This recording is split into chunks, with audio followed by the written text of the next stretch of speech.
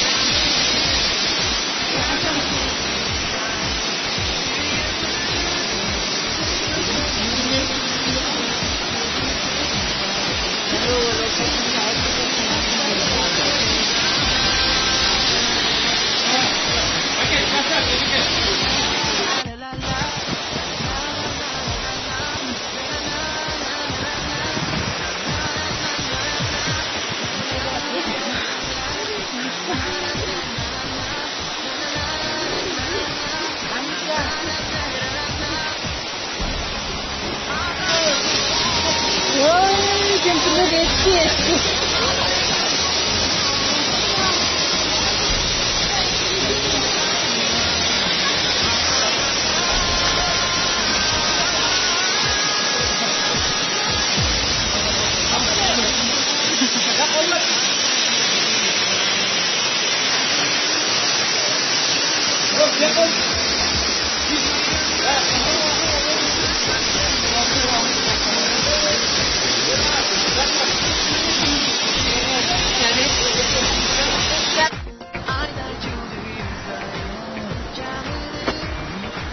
Bana.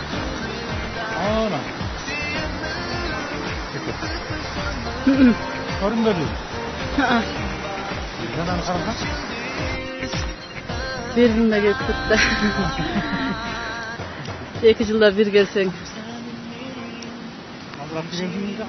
Ha, uşul jerde aklım menen kaldı. Ana jetile olsam götür deyiverip içine tiyişetti. Videosunu tartatasın. Ha, videosuna tarttım.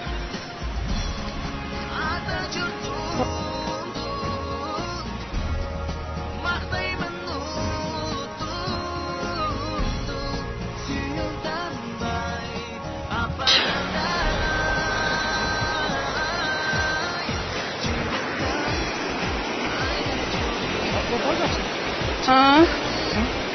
Kim? Photoshop degende de kılavuzlar. Montajdaysın da. Montajda muzikalarda koşup. Ha. Özümle tatlı koyayım.